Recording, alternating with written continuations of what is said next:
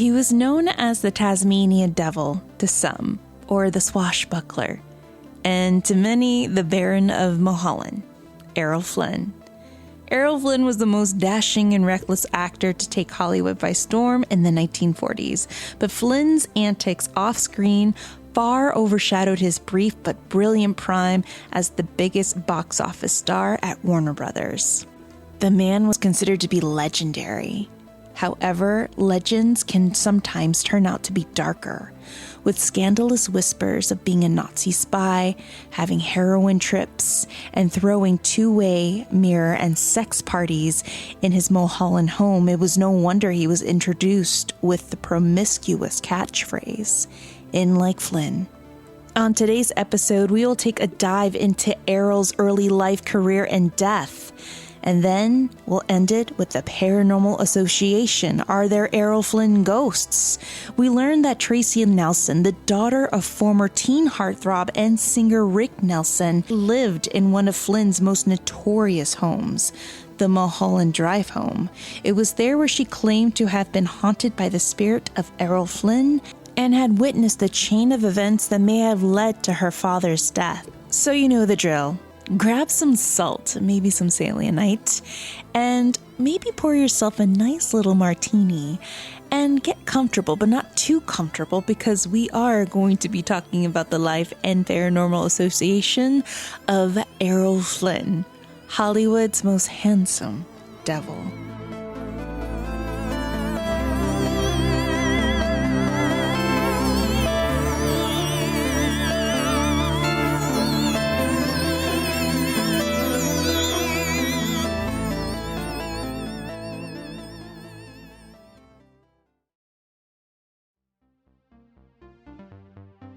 Please note that this episode contains depictions of addiction and sexual assault that may be triggering to some listeners, so listener discretion is advised.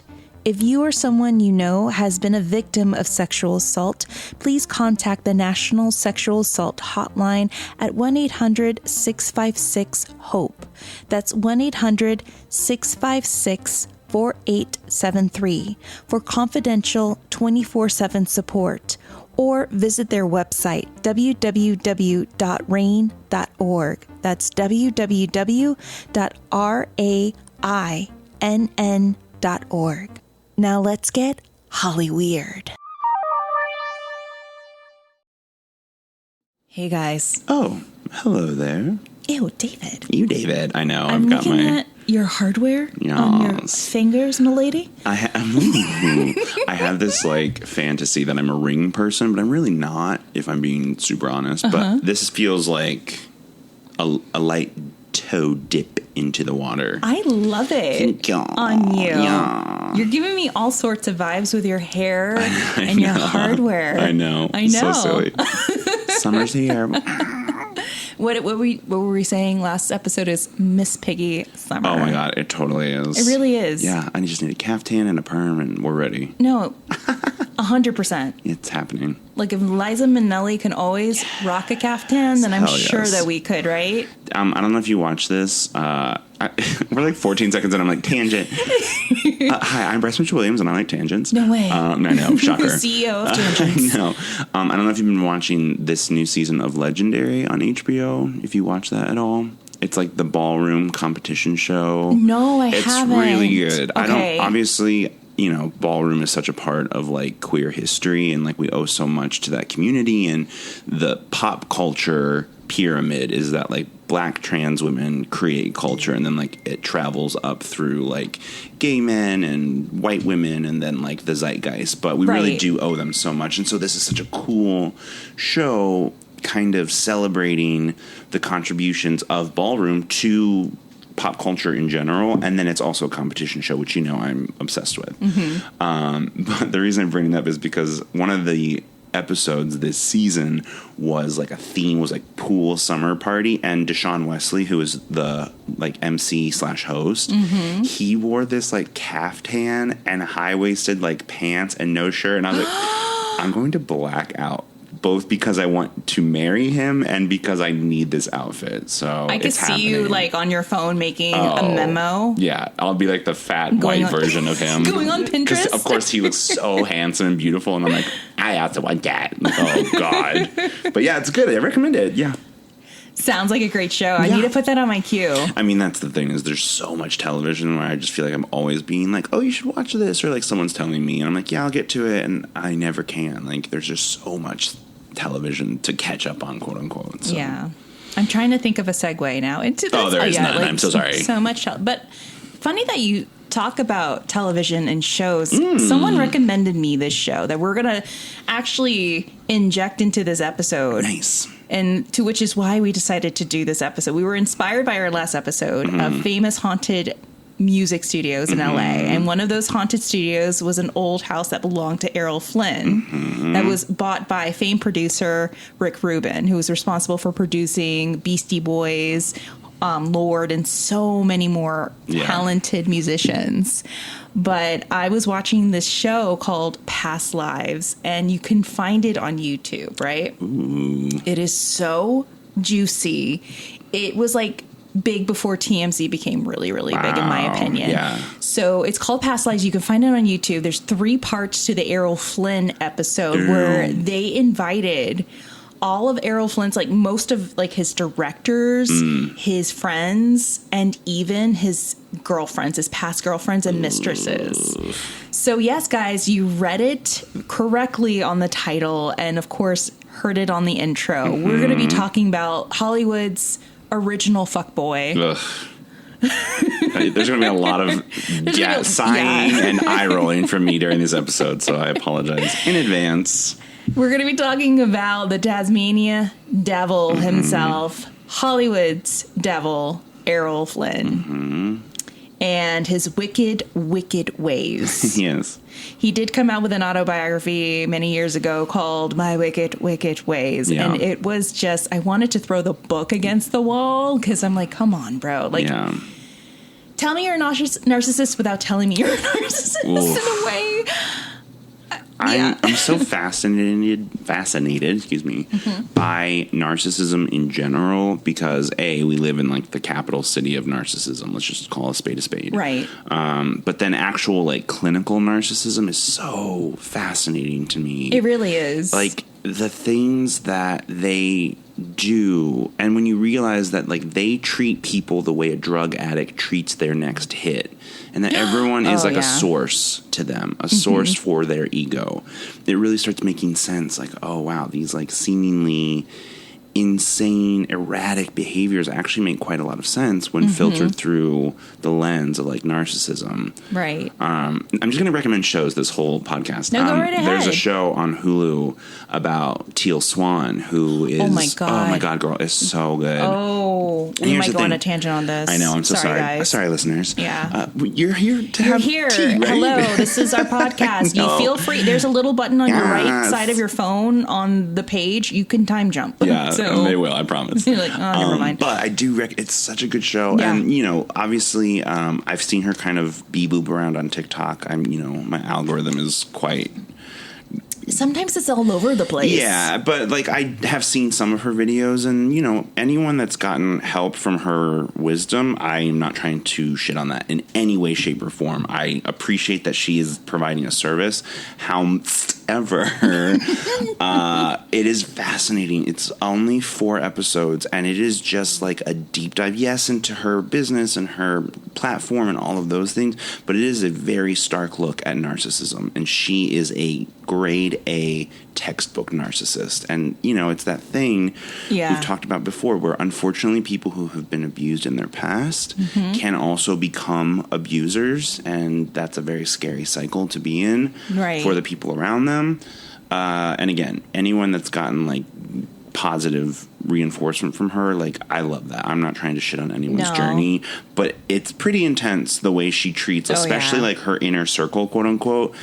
And I just kept saying to my roommate, I'm shocked that she signed off on this. I cannot believe that she gave them this much access, because they're just filming and they're long cuts. It's not like they're splicing together to make her look one way or the other. They clearly have a point of view. They clearly... Well, that's the producers trying to tell the story. And you can tell when something's been what they call in the industry franken-edited. This is not that. No. Like, look, I love Drag Race, don't get me wrong, but Drag Race is a very good example where they're doing a franken-edit. It's like choppy cuts, sentences that are pulled out of context. When you hear the words like, totally. It's like different, again, they're levels. trying to produce a show. Like, I get it. I'm here for the drama, too. But this is not that. These are, like, long, uncut scenes. You could feel it, though. Like, you're like, this is making me uncomfortable. Yeah. And I've dated a narcissist. Oof.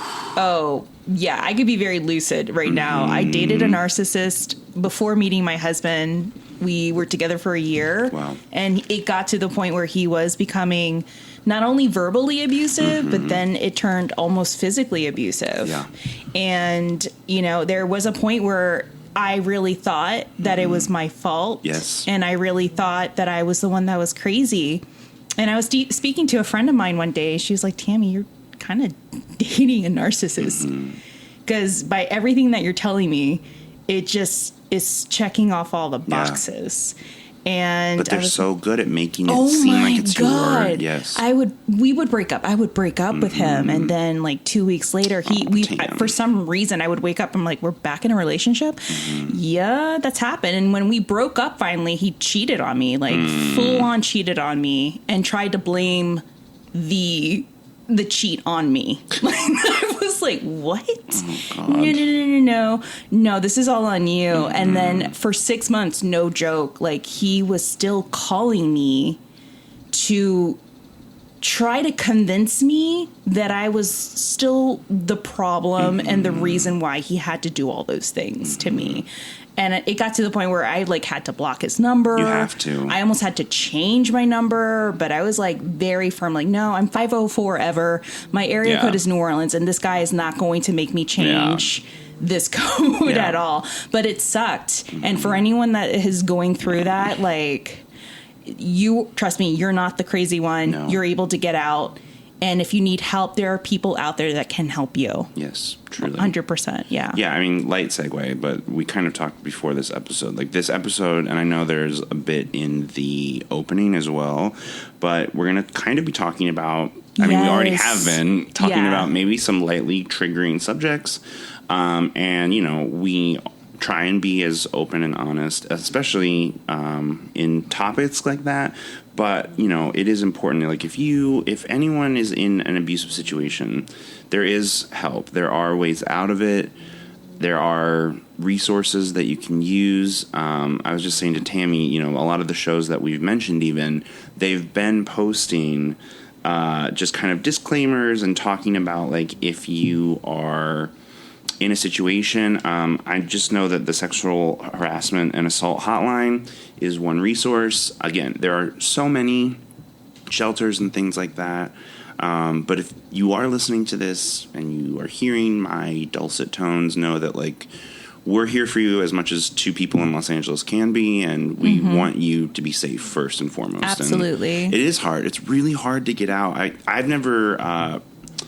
you know, my relationship with narcissism has only been one who I used to work for, and that was I remember difficult enough, and I wasn't romantically involved or personally involved. It was just at work. It could happen anywhere. It just bleeds over and it consumes your whole life. Yeah. And I wasn't even the one who was really like the target of it. And it was so all encompassing. We were all in this like But whirlpool. You were standing outside of it. You were like, I'm the extra pair of eyes and it already looks really bad. Yeah, it doesn't look great. Not great. So, yeah, I mean, again, obviously we're going to have fun and we're going to kiki and all those things. But this is a serious topic. There are and some topics that are touchy for sure. We don't want it to trigger anything for you guys. So, Bryce, can you once more drop the information again? Because we care about you guys. And if you're ever in a situation like this, we want you to know that there are organizations out there that can help.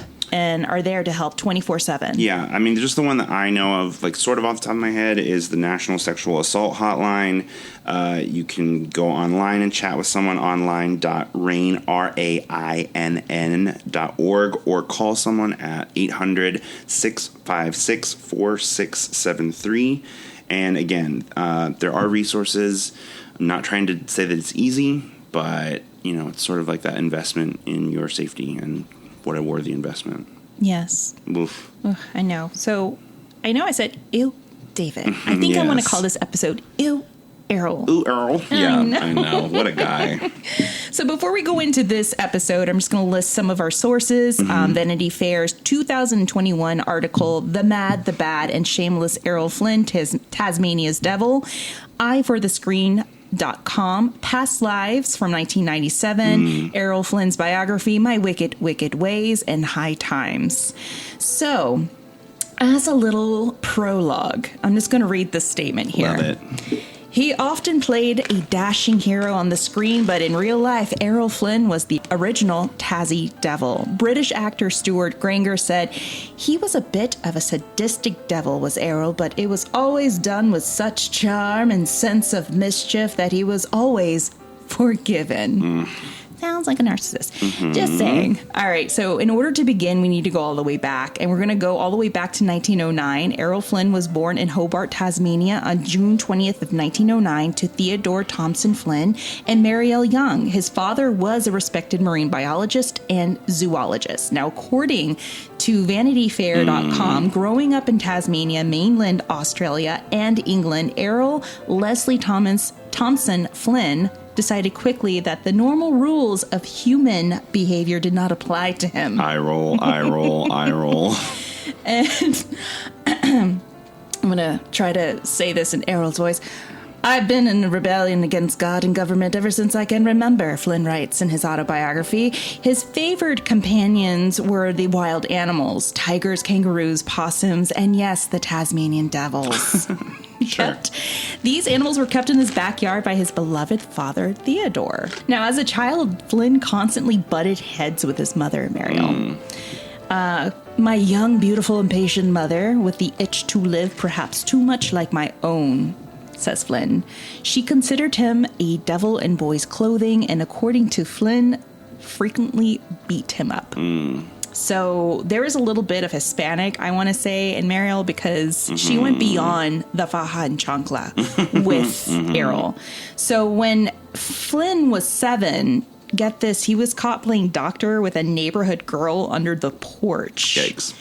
And was caught and received a really bad thrashing from his mother. And it caused him to run away from home for a couple of days. Wow. And then he came back home. At 7? Jeez. At 7. Like, that must have been a really bad beating. Yeah. But let's fast forward to teenage Flynn. Flynn was expelled from Hobart High School on 3 accounts. His father used his influence to get him into Sydney Grammar and SCEGS, the Sydney Church of England Grammar Schools, a lot right there. And he was expelled just only 5 months for being a disturbing influence. The reasons are not verified, but suggestions of sexual relations with the young staff members. There's this one particular incident with the laundress's daughter. He was caught having sex with her on a pile of coal, supposedly. And of course, like, Marielle was not happy and still beat the crap out of him. But God. according to Flynn, no matter how much or how hard Marielle would beat me, it seemed as though the devil would always stay in my body. Oh, goodness. Well, look, this is kind of what we were talking about, though, where it's like, yes, unfortunately, like, people who have been abused can then grow up and become abusers. But it's sort of that thing where it's like, your past is not your fault. Well, that's what a lot of people suggested when they dissect his life, especially his earlier life. They believe that Flynn's attitude towards women perhaps began with his strange relationship with his mom. Sure. Because his mom used to have a slew of infidelities. Oh, interesting. So she used to have affairs with other men, especially in front Jesus. of Errol. And the father was a doting father, but he was too busy being a zoologist, a biologist. He was always so busy. Yeah. And of course he was like, oh no, the mom will take care of my son. And yeah, she did all right. Yeah, but again, it's like what happens to you in your past is not your fault. No. But it is your responsibility as an adult. So it's a fine line there, and I hear that. But, like, yeah, I'm not trying to, like, victim blame someone who was abused their whole childhood. That's terrible and obviously does affect you and, like, shapes the way you are. Mm-hmm. But we've talked in many, many episodes, like, men in Hollywood, especially during that time period, were getting away with literal murder in many cases. So, again, it's not his fault that happened to him, but, like, it is our responsibility as adults to, like, undo the trauma that happened to us. So it's sad. I'm not trying to, like, diminish that, but woof. Yeah. Woof is right. 'Cause, I mean, he's one of those people like Marilyn, like any other Hollywood star, even Natalie Wood, even like Kirk Douglas. Like you could dissect a part of their life. Yeah. And it would, like, you could still write a novel. Totally. Like you could dissect his earlier life and write a whole novel dedicated to that. Yeah. It's just, even though he led such a short life, it's so complex. Yeah. Now, after being dismissed from a job as a junior clerk with a Sydney shipping company for stealing petty cash, and this is something that he is going to be notorious of doing the rest of his life, stealing, Flynn travels in October of 1927 to Papua New Guinea at the age of 18, seeking his fortune in tobacco planting and gold mining in the Morobe goldfield. But he also engaged in a form of slave trade, and it was rumored that he may have engaged in some sexual activities with the native women that was not consensual. God. He spent the next 5 years oscillating between New Guinea and Sydney, but he eventually stays in Sydney after he stands trial for murdering a native man who attacked him, which ERROL was acquitted of because he claims that it was all in self-defense. Now, I wonder why that all happened. Maybe it's because ERROL was fucking around with the wrong people. Right. I mean, oof. To be fair, not only should we condemn Flynn, but we also need to condemn the entire British Empire of several centuries along with him, because Flynn was a British subject at a time. It's that thing where it's like, okay, we know better now, quote unquote, but like they knew better then too. Right. They just had permission to be more flagrant about it. But like there were people at the time who were not doing that. Let's just be very fucking clear. Right. And there were people who were speaking out against those practices even while it was happening. So it's like, yeah, he was a product of his time. But, like, they knew better then, too. Like, I'm sorry, you're still, like, raping and murdering people. Exactly. I swear I'm not going to go on a... I swear I'm not going to go on a leftist rant. I swear, I promise. Oh, God. So while staying in Sydney, he becomes engaged with a woman and then flees to England after he was accused of stealing jewels from a friend that was in their inner circle. Stealing again. So we fast forward to 1933 and Flynn begins stage acting. He joins the Northampton Repertory Company in England, and this act set the course of the rest of his life. For it was here where he learned how to act, and more than that, become interested in acting as a craft. Indeed, in his later years, he remarked that his happiest times of his life were the 2 years he spent, and this is what I quote from him, trotting the boards with the theater company. And trotting the broads, I'm sure. That's what he was thinking. See you across the boards, Malone. See you across the boards. Like, oh my God. Trotting the boards. All right. He is eventually kicked out of the theater company for allegedly pushing the director's wife down the stairs. Jesus. Well, Flynn in the very beginning was okay. He would miss his entrances, forget where to stand, and also forget to bring specific props for certain scenes. The bar is just in hell. Like, come on. So Flynn's talent as an actor, which were not inconsiderable, eventually became overlooked because of his physical appearance. His handsomeness and his devil-may-care smile are what got him into New York and eventually Los Angeles. And if you see pictures of him, he is a good-looking man. Like, He's very, very attractive, of course. Like, he could get away with murder with those looks.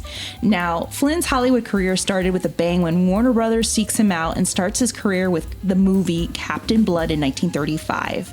He ends up marrying French actress Lily Demita, and celebrated as a screen lover. Flynn admits to being awkward and shy around his co-stars, particularly around the lovely and distant Olivia Havilland. Now, he's married to Lily, and then he starts trying to slide into Olivia's DMs, if you know what I mean. Yeah. Now, this is what he quotes in his book, and it pisses me off. There was a time she found a dead snake in her panties as she went to put them on. Ha, ha, ha, ha, ha. And, let's just say that she was terrified and she wept. She knew very well who was responsible for that. Disgusting. If I was her, he would not have two eyes, nor a pulse. Mm-mm. I would go beyond Chancla and Faha. I would take that dead snake and I would beat him with it. Well, the thing that's so crazy is that, like, this is still happening. Like, I'm sorry, but Jared Leto is, like, doing all of those, like, all of the stories of him, like, during Suicide Squad. Like, nothing has really changed. Like, if we're being very honest, yes, like, you can say that, like, the woke left and all of those things, but, like, gross, disgusting men are still being protected in Hollywood. Yeah. Like, let's not pretend that this, like, happened. He's on cult level now. Have you seen Well, that? now he really is a cult leader. He really is a cult leader. But, like, he was just in that fucking Marvel movie. Like, and I'm sorry, they didn't just start shooting that. Like, they knew before they started what he was. And, like, let's cast this guy. Yeah, things that still haven't changed in Hollywood. Here we are. No, they really haven't. And, like, look, are they changing? I would like to believe that they are. But no, they're not. Like, not in the way that, like, means anything significantly. Yeah. Like, the I people, don't know, I still feel it. Like, the people who are in power are still in power, and they always have been. And nepotism sort of rules the roost. And, like, I get it that this sounds like bitter grapes because, like, I'm not famous. So, like, fine. But no, it's like we work in the industry, and we've seen it. It's like gross. Nothing changes, especially during the pandemic. Nothing changed. Well, it's like we all marched and painted and decided that, like, Pride and Black Lives Matter was, like, a fad, and, like, here we are, and, like, percentage wise, like, 70% of the new shows that were greenlit were all starring, like, white people, almost exclusively white cast. So it's like not that much is changing. And again, I'm really not trying to rant, I swear. But it's just like when you're hearing that, like, Jared Leto is sending, like, Margot Robbie used condoms and dead rats, like, nothing's changed. Yeah. Oh yeah. I really don't like Jared Leto. I could really go on a tangent. We could probably do an episode. He's like my number one. Like, every time he's in something, like, I won't watch it under any circumstances. Right. I do not support him. I do not listen to his music. I do not think he's a good actor. You know how I feel about The Fucking Method, and he has taken it to the nth possible degree. He's a fucking psychopath. Tell me how you really feel about it. I very strongly dislike him. I ran into him in Runyon Canyon a long time ago. Should have pushed him. Oops, my bad. He looked so different. Like, he looked like Jesus. And he was, like, with this girl. And then I was with oh my God, one of my friends, and he disappears around this corner, and then I just see the girl waiting, like she's just on her phone. I'm like, how are you getting reception? And then he comes out through the bushes because he was just relieving himself, and he looked like he was just like coming into the heavens, greeting us as Jared Leto. And I was like, oh my God, that looks like Jared Leto. Oh, that really is. In the beginning, like, you couldn't tell because he had his Jesus hair. He looked dirty, and he looked really skinny. Yeah. I think this was the time, like, he just got done with Texas Buyers Club. Dallas Buyers Club, yeah, Dallas Buyers Club. Well, yeah, his cult, what is it, Mars cult? Yeah, and, like, look at the Manson family. They were all filthy. Oh, I know. So it's like that. It's sort of, there's all kinds of ways to brainwash people. Controlling their food, controlling their access to cleanliness, controlling their sexuality. Those are all great ways to keep people doing But I wonder if he's met his match, just like Errol. Hopefully. So Flynn ends up meeting his match in one particular film during the height of his career. So this behavior was not going to fly with Grand Dame Betty Davis. So she'll push him off Runyon, let me tell you. without any hesitation, with a cocktail in hand, fuck yeah, dwindling on her lipstick, yes. Flynn's co-star in 1939, The Private Lives of Elizabeth and Essex. Betty was a dynamic creature and a big star of the lot, but not physically my type. Dominating everybody around, and especially me, he writes, in my wicked ways. Davis was particularly aggravated that Flynn was being paid more than her, which he agreed was ridiculous since she was far better actress than I could ever hope to be an actor. But in one scene, Davis was required to give Flynn a light slap. But during a rehearsal in front of hundreds of extras, Davis, according to Flynn, lifted one of her hands heavy with those Elizabethan rings, and Joe Louis himself couldn't give a right hook better than Betty hooked me. Hilarious. She whooped his ass. Good for her. I know, and I'm sure she went to the costumer, was like, add just a couple more rings. She's pulling like the J-Lo in enough, like wrapping her rings. Right. Oh, she didn't need to wrap those rings. She's ready. She didn't need to wrap. She's like, no, the rougher the better. And embarrassed, Flynn confronted Davis in her dressing room, and this is so iconic. She didn't turn around, he writes. She just looked into the mirror, dawdled at her makeup with me behind her, cautiously like a boy with a cap in his hand. She quickly let Flynn know what was up. If you can't take a little slap, then that's just too bad, she exclaimed. I can't do it any other way. That's the kind of actress I am. I stress actress. Oh. Mic drop. Iconic. Mic drop. The disrespect of just like, I'm not even going to turn around. You're not even worth it. Ugh, legend. I love that. And I love like he was like very honest about that. Yeah. In some way, I feel that maybe he saw like his mother in her. Right. Yeah. Right? He was just fearful. Mm-hmm. Rightfully so. But a rattled Flynn, his ego and face bruised, backed out slowly and went back into his dressing room where he promptly threw up. Oh, damn. He got punched and bruised. Oh, pobrecita. I know. Cry me a river. Right. Like, okay, fine. And cried all the way to his dressing room to the point where Betty Davis made him throw up. I love it. Now, like, my admiration for her is, like, tenfold right now. Don't fuck with her.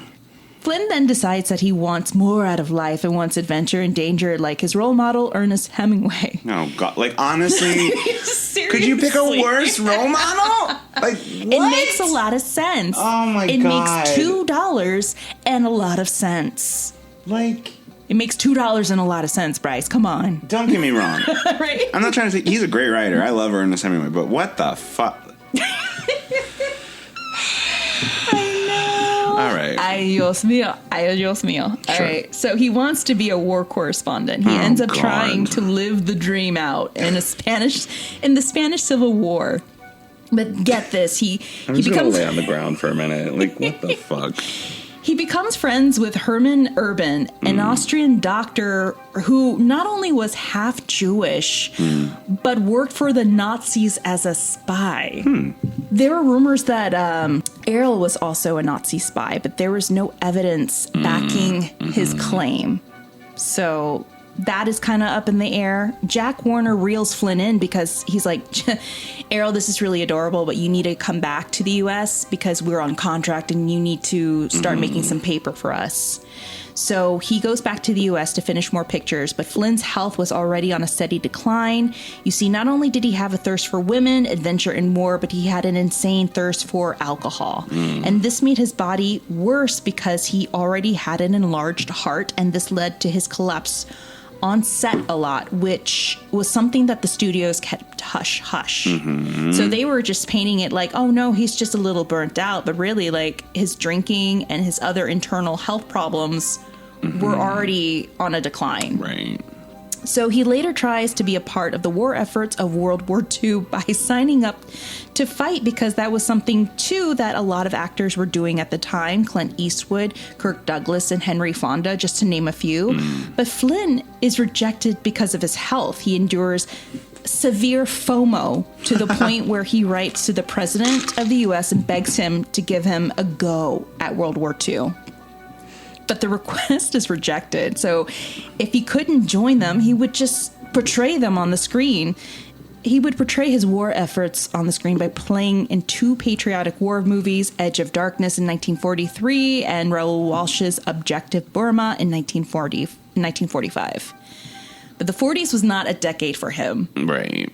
So we're going to go into this trial. Trigger warning. Yes. Okay, so in 1942, he divorces his first wife, Lily, and then he's charged with raping 2 underage girls who are 15-year-old Peggy Satterley and 15-year-old Betty Hansen.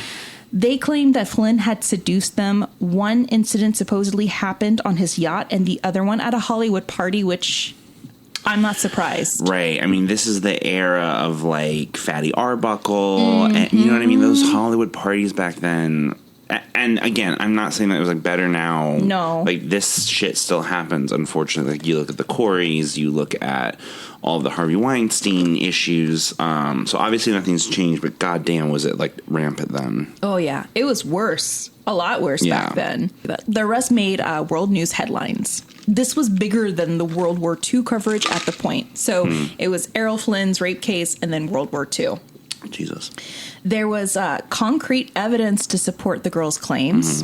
There was even medically examined evidence to prove their claims. Wow. And of course, in Flynn's fashion, he made arrangements to try to flee the U.S. during this trial. Coward. He, of course, hires the best lawyers, compliments of Warner Brothers. Right. And all of them decide, let's smear the girls' reputation, which they do so. Of course. Yes. So the girls endured horrendous abuse from the public and from the press. And by the end of the trial, the jury believes Errol. They believe him. Ugh, and he walks away. Could not be rolling further back in my head right now if I tried. But this still leaves a bad mark on his name. Yeah, I mean, look, regardless, we all know that there's like the legal court and then there's the court of public opinion. So at least somebody hates him, but like, goddamn. But he has this reputation. If you see the show Past Lives, there's pictures of him leaving the courthouse and there's these women in their gloves and hats asking for his autograph. It's still, I was like, what the? Of course, nothing changes with the public. You know, there's some people that are going to love Amber Heard and not love her. Back that whole then, thing, people loved. It's so public. I hate it. I hate it so much. I know. And, you know, that's another thing that's occurring right now. Yes. Number one thing trending was Amber Heard, Johnny Depp, and Ukraine war somewhere in the middle. Right. You know? Yeah. I mean, look, we all know, like, I personally, and, you know, I'm not trying to be super political and ostracize people. I actually respect a lot of different opinions than mine. I do often find it very jarring to see people, for example, you know, coming as a gay man, when I see log cabin Republicans who are the subgroup of Republicans who are the uninvited to the Republican National Convention gay sect of Republicanism. I'm like, okay, they don't even let you into their party. What are you doing? And I'm not saying you have to be a Democrat. I'm really not. It's just very jarring to me when you see people who are like trying to bootlick the people who are oppressing them. It's very weird to me. The reason I bring that up is because it's very uncomfortable. When you say like women trying to get his autograph, it's like this weird thing that we all do. We're like, well, it won't be me.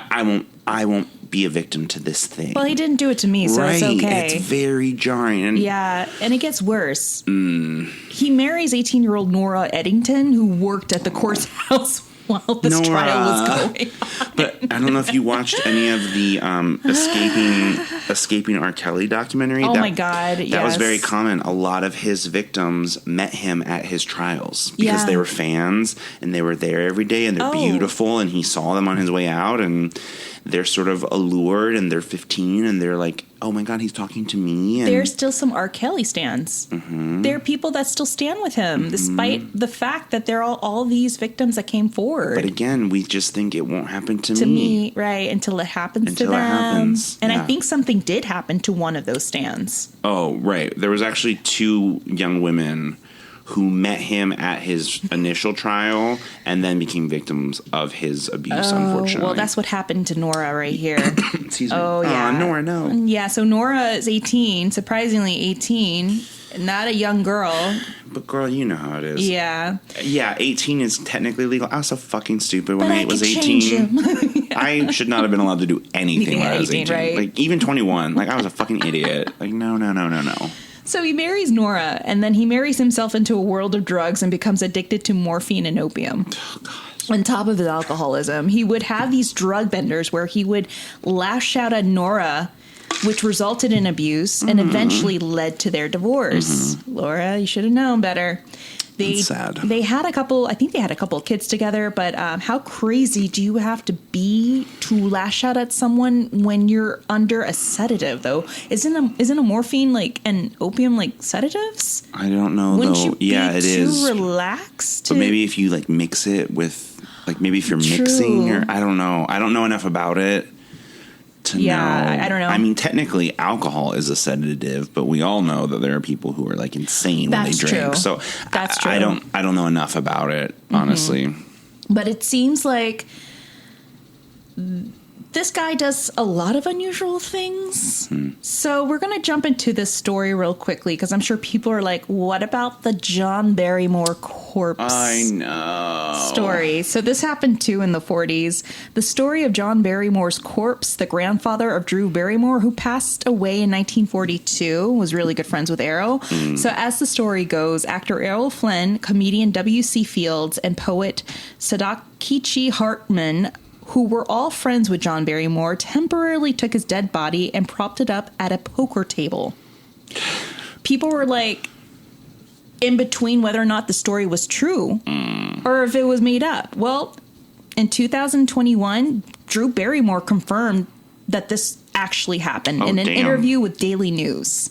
There's a video and she explains, and I quote, "They did. I will have to say this. I hope my friends do the same thing to me. That is the kind of spirit I can get behind. Just prop the old bag up and have a few last rounds."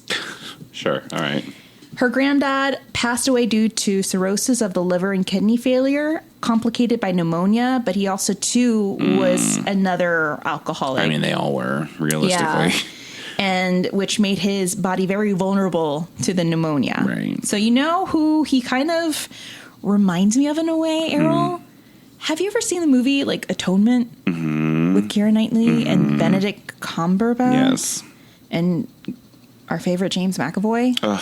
Hi, James. I know, he can hit us till like the end of time. Hi, Mr. Tumnus. Now, you know that one family friend in the film that Benedict portrays? He comes and visits. Yeah. And then he does what he does to the cousin. Right. Which was the whole like start of the plot right there. Right. So there's like, spoiler alert, there's a... I mean, it's like 20 years old. There's this redheaded girl in the film that portrays the cousin to Keira Knightley. And in the, I think she's like 13 or 14, but there's a scene that really gave me Errol Flynn vibes between the both of them. I don't know if you remember, there's a scene where they're in the room and she and him are flirting. And he pulls out this candy bar. He's like, "You want some chocolate?" And she's like, "Yes." And then he opens the bar of chocolate. She comes in, she grabs it, and he takes it away. He's like, no. He feeds it to her. He's like, "Bite down hard." And I was like, like, yeah. That stash and that delivery gave me Errol Flynn vibes. Yeah. But to give you guys a really good example of how he was, like, that's to me Totally what he reminded me of. And there's pictures of him with a very young Bridget Bardot. Oh, wow. Have you seen this picture? No. He's feeding her like a soda. Ew. And she looks she's very, very young in this picture. She's between the ages, I want to say, of 14 or 16.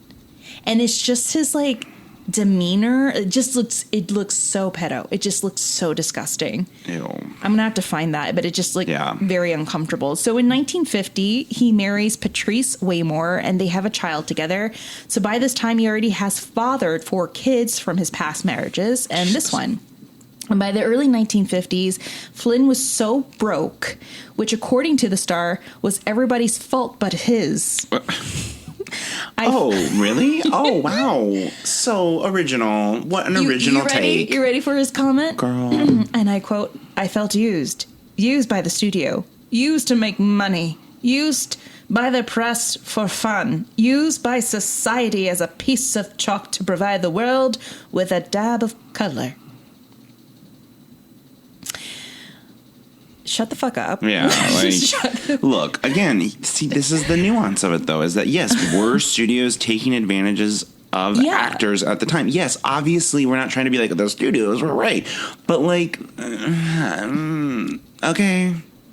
You're a product of the studio, remember. You're a product of the studio, which means the studio can do whatever they want with you. Right, and look, that's not a good system. I'm not trying to advocate for that. No, and it was a horrible system. But, like... It still is, in a way. Yeah, I mean, ugh. I have stories. Yeah, deep tea. Very deep. So he then divorces Patrice in 1959. Flynn eventually washes out, like, literally, he's a washed out actor. He washes out to sea in the Mediterranean.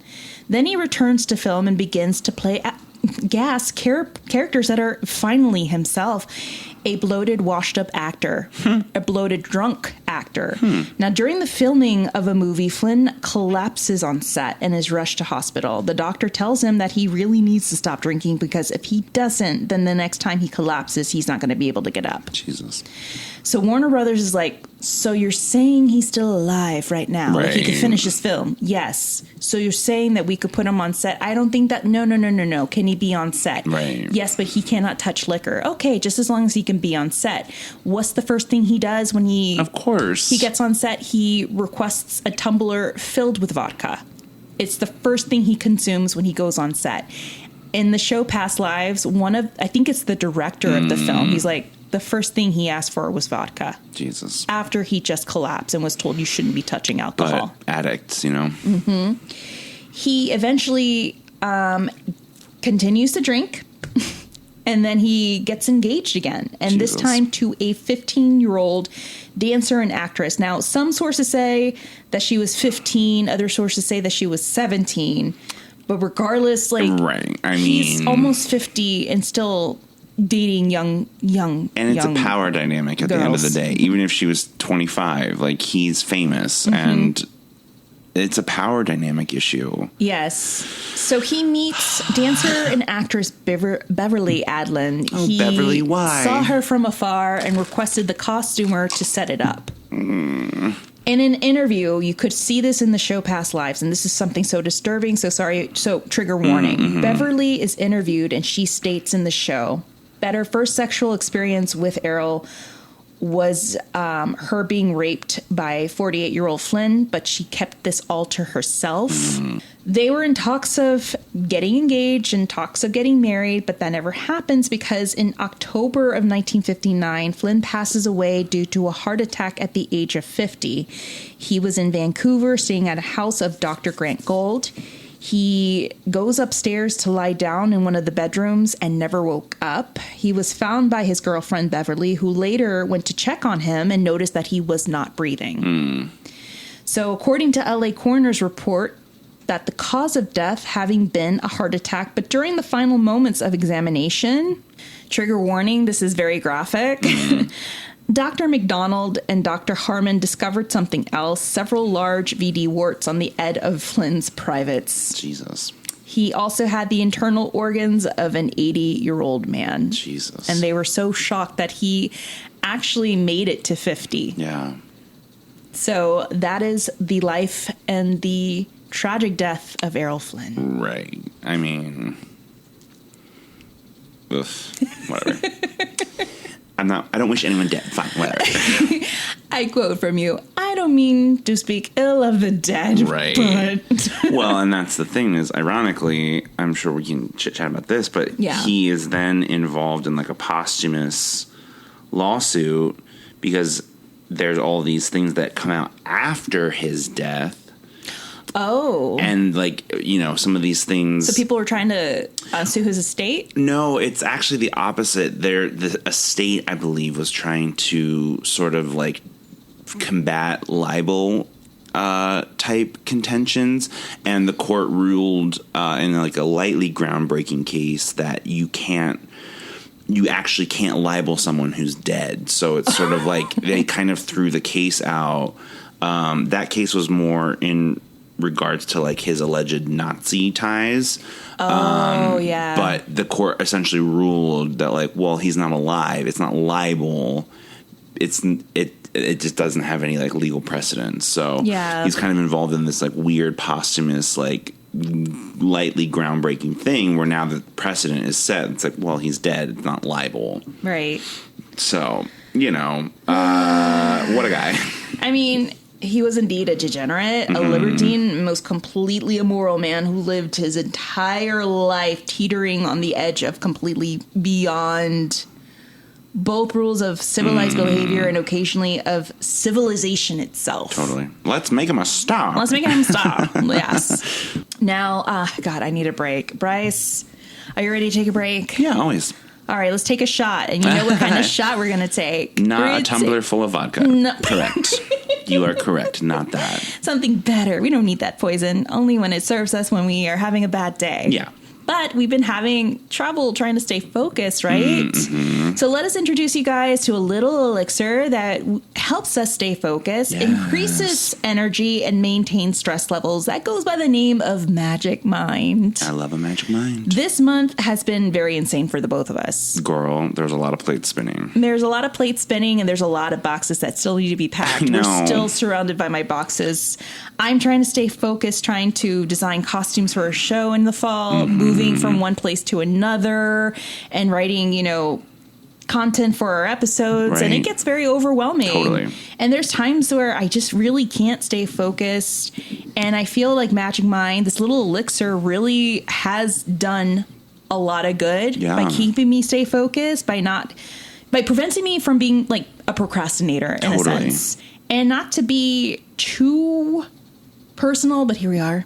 Well, look and listen. Like, if you're female and you're listening, I'm just noticing like my symptoms of my monthly cycle. Wow. And I get more fatigued and more brain fogs lately because of my cycle. And I noticed this month that those symptoms have lessened now. Wow. Crazy. It's really crazy. And I love it. Yeah. I'm actually I was like, whoa. So this actually helps with adrenal support. I started drinking these little shots and I love them. And they help me, with everything that I need to do to fulfill my day. Totally. And how have they helped you? Well, yeah. And it's that sort of thing of like, it sounds a little drink the Kool-Aid, but like literally the longer now we've been drinking them, the more I'm noticing how it's sort of, and it's sort of ironic. It's not that you're noticing, for me, some sort of like huge revelation. It's almost a mellowing out. So it's like the thing that I'm noticing is a lessening, but of all the like the jitters, the anxiety, the brain fog. I'm a big brain fog gal myself. Yes. And it's just sort of like, oh, wow, I'm noticing that those are being lessened, which is sort of an inverse relationship. But again, it's because now we've been doing these for the month, like you had said. And it's just so interesting to sort of see how that, those little habits start to add up. And, that's sort of where Magic Mind comes in, is like supporting just day-to-day better engagement. It's not an energy drink.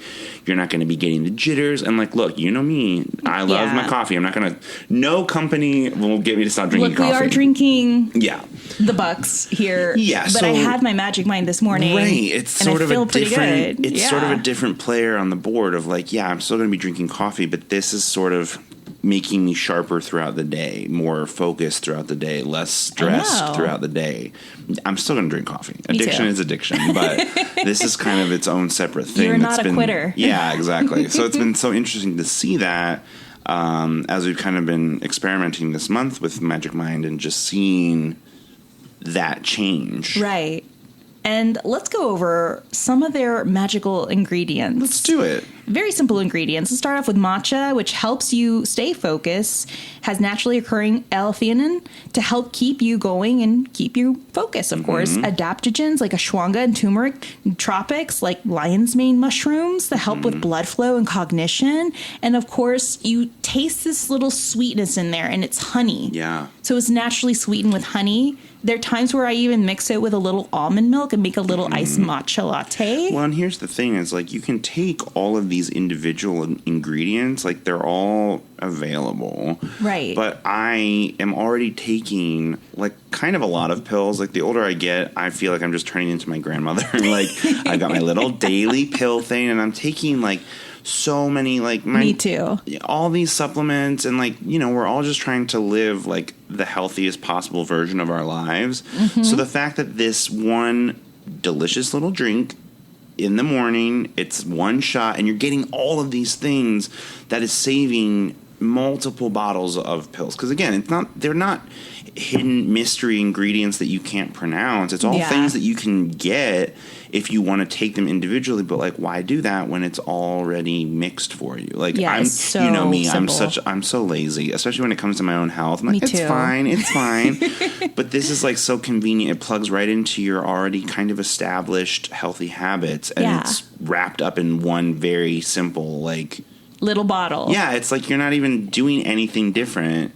Because I really have I just can't swallow anymore. I can't do it. There's no more pills in this body. I can't do it. You're like, I can't. I don't have any room. I know. So it's just so nice that it's that convenient. Yeah, it's super convenient, and it's sustainable. So I went on their Instagram, and you can actually reuse their bottles as shampoo and conditioner bottles for travel. And I'm like traveling next weekend to Missouri, so I'm like, that is such a good idea. The timing. Thanks, Perfect. universe. I know, seriously. And I'm doing something good for the environment by I love that.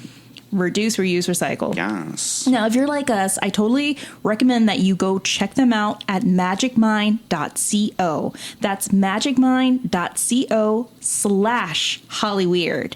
And join a community of go-getters. You can also use our discount code Hollyweird20 to get 40 off your first subscription, or 20% off your first one-time purchase. Our 40% off code only lasts 10 days, so hurry up. I love sharing Magic Mind. We love Magic Mind. Our friends and Hollyweird listeners, we're all coffee addicts, but we all need to stay focused and stay wired in better ways. So let's go ahead and get our minds on Magic Mind. Yes. All right, you ready? I'm ready. Okay, we're going to go into the paranormal aftermath. Spooky time. Spookies. All right. So, are there Errol Flynn ghosts lingering around? I hope not. But unfortunately... you know what? In a shocking change of events, I hope so. I have some words to say. That's right. Get me a seance board. I'm doing it. If our friend Tracy Nelson... What if this is what it took? I kicked the door in, full on like Zach Baggins. That's it. I'm here. I got something to say. Oh my God. Travel... Discovery, give us a show. Yeah, this is what it's going to take. If I have a chance to yell at sexual assaulters, then I'll do it. So you're telling me that all we need for you to go in and confront a ghost would have to be someone like Errol Flynn or a degenerate of Hollywood? Yeah. Apparently that's what it takes. Let me write this down. If it's like a sweet child ghost that wants to play with me, absolutely not. Pass. Hard pass. If it's any version of the Shadow Man, I'm out. But if it's like someone who was raping underage women, I have some words. You have some words. And some holy water. And some salt. And I have my chancla and faja, so we're going to do this. I'm dipping the chancla in holy water as we speak. Like mid-afternoon snack. It's fine. Yeah. Well, if you listen to our last episode of Famous Haunted Music Studios, you know that one of many Errol Flynn's homes was bought by the famed producer Rick Rubin in Laurel Canyon, and many of the musicians that had recorded and stayed at his house had witnessed some strange activities and apparitions.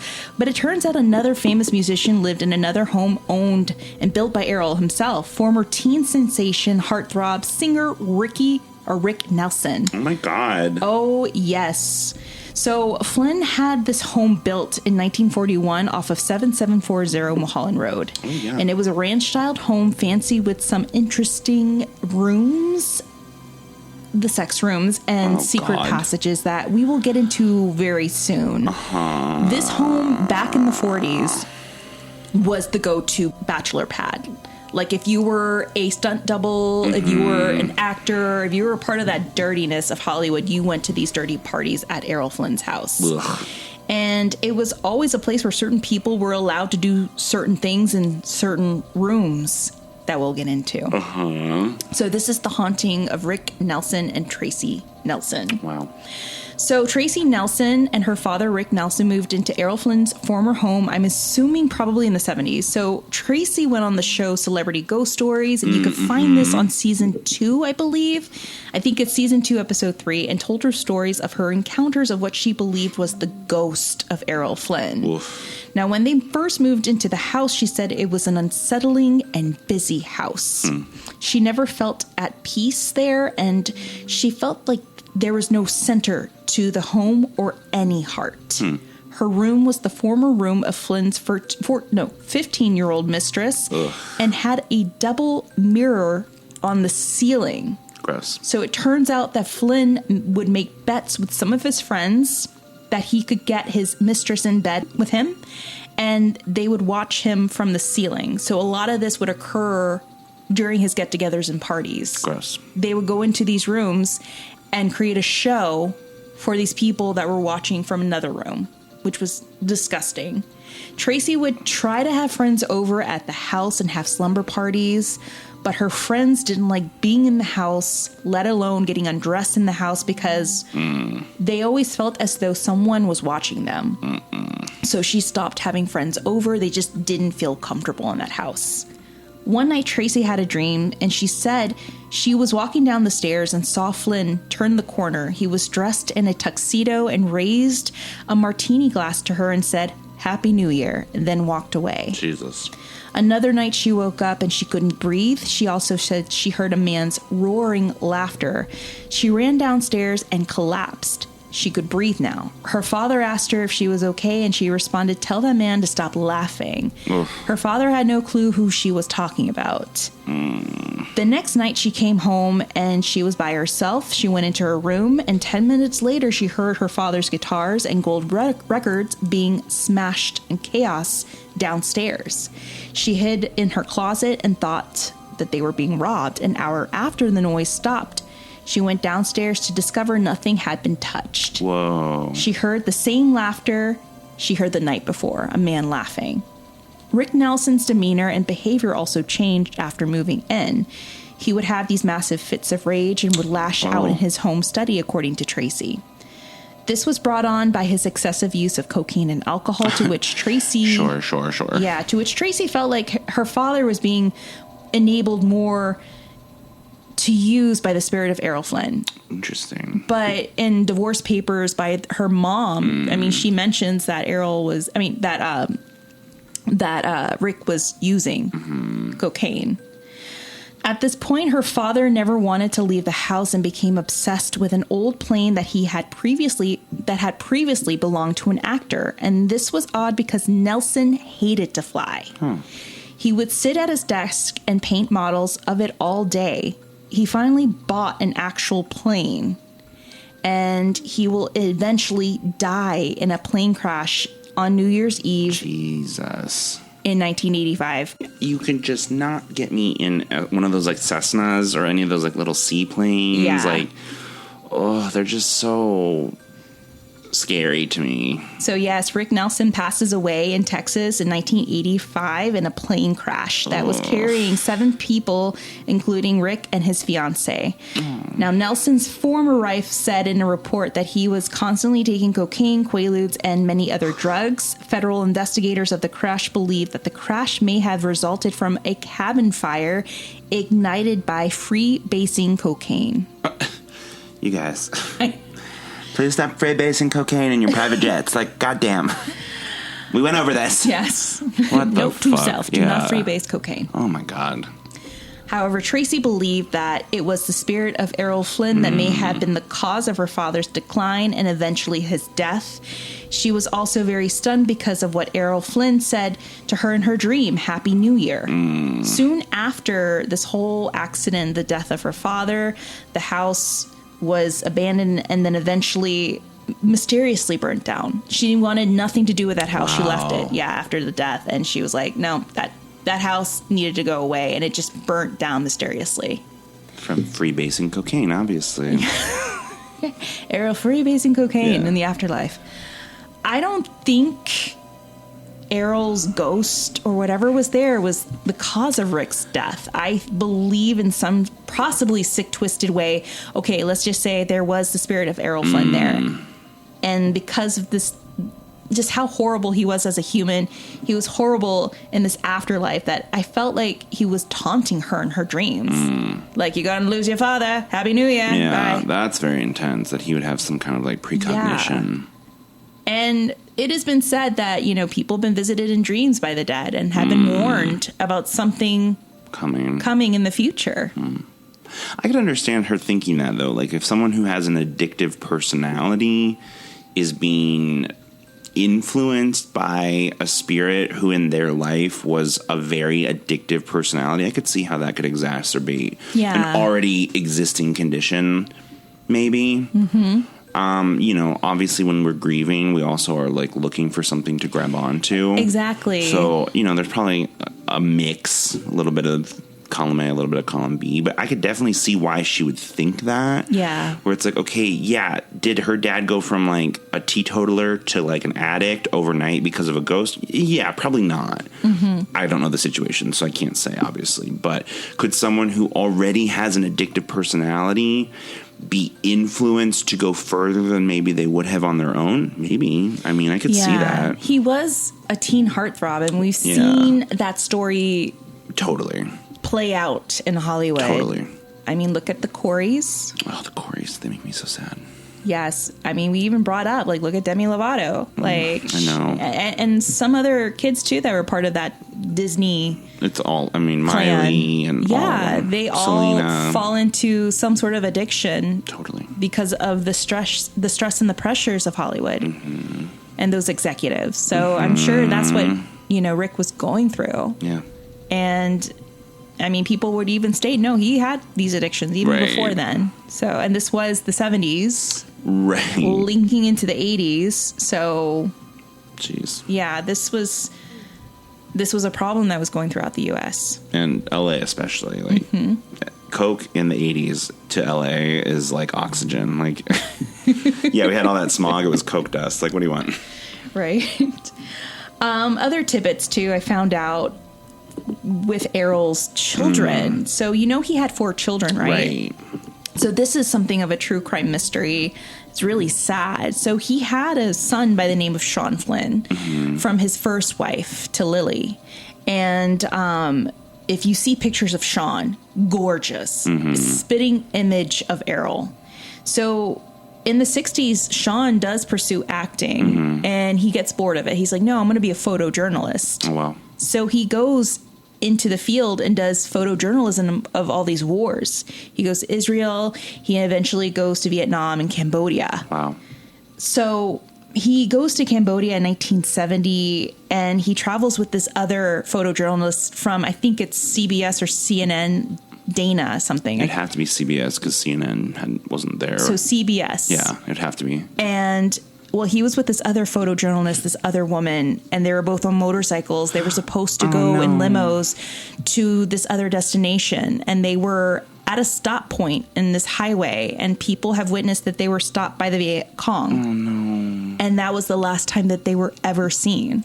Oh. So poor Sean Flynn, they believe, was kidnapped by the Viet Cong along with his partner in crime there. They were traveling together, and they were never seen again. Their bodies never surfaced. And in 1984, he is pronounced legally dead. Wow. And it was really, really sad because his mom spent so much money trying to go back to find her son. Oh, God. And this was a story, too. I mean, this was a common story for a lot of people that served. I know, like, my sister's mother-in-law, her brother went missing during Nam, and the family, for many, many years, even to this day, they still are investigating his whereabouts, like what happened. Oh, yeah, that's so sad. It's really, really sad, and it's a common story that happened during that era for men and women. Oh.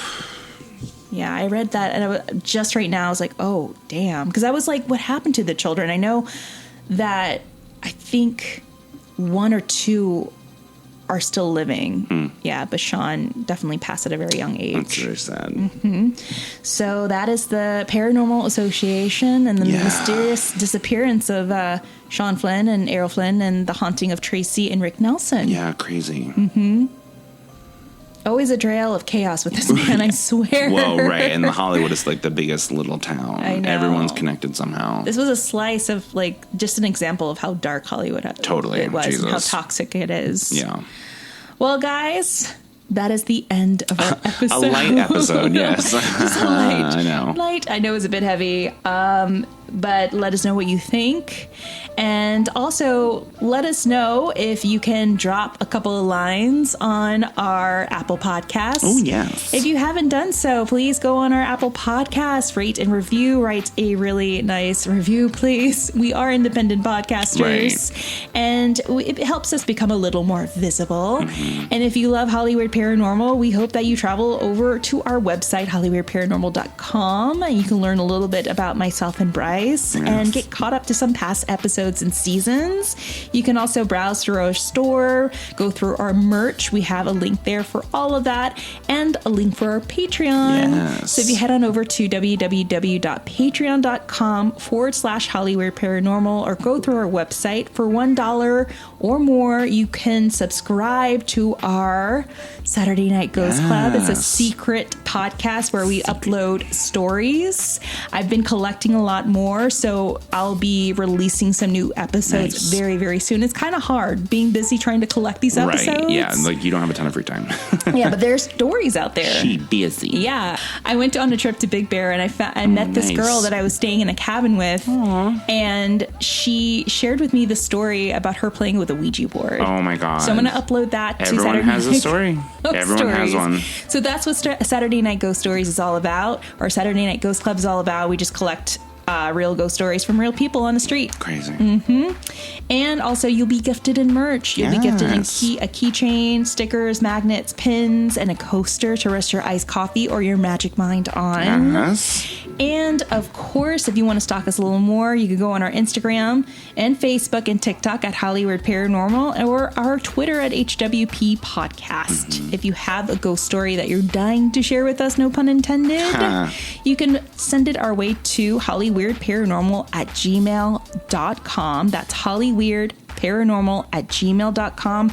We need to conjure up another listener's tales. Yes, those are my favorites. I have one or two I think I have saved, but we need more. Come on, guys. Send us more so we can do another episode. I love those episodes. I know. They're so fun. I just love hearing from our friends. You know what I mean? Like, it's so fun. I love it when you guys like write them, or even you can use your voice memo to record it. Yeah, whatever's and easy. send it over our way, and we'll definitely plug it into that episode, of course.